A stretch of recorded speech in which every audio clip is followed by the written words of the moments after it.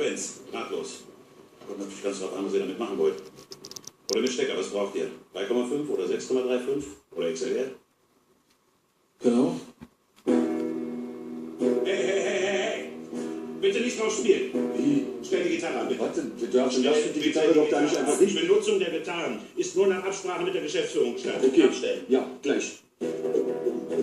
Hey, was ist, wenn jetzt was kaputt geht? Bist du gut versichert, ne? Stell die Gitarre ab. Okay. Stell bitte die Gitarre ab. Warte doch mal ganz kurz. Die Benutzung der Gitarren ist nur nach vorher. Das ist Wahnsinn. Die Gitarre Warum schickst du mich in die Hölle? Ich hol den Chef. Nein, Hölle, Hölle, Bitte, du Hölle. hast es so gewollt. Ey, Digga, Chef, du mal. Ey, was ist das los mit dir? Hör doch mal auf. Diskutierst du denn nicht mit mir, Alter? Digga, wenn das jedes Mal, wenn wir den Laden Hey, was machen. ist das für Ton? Du bist doch der Idiot. Mann, du kannst schreien. Ja, dann spiel doch. Herr Springer, Chef, kommen Sie mal mit ihm.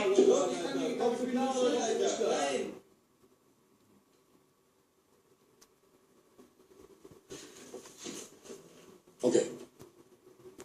Also ihr sagt mir jetzt, wo das Mikro ist, oder ich hole die Polizei. Klar? Mann, hol doch die Polizei. Nee, warte mal. Ich sag dir, wo es ist.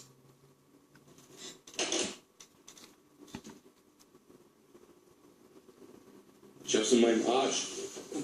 Hört mal rein, Alter. 1, 2, Test.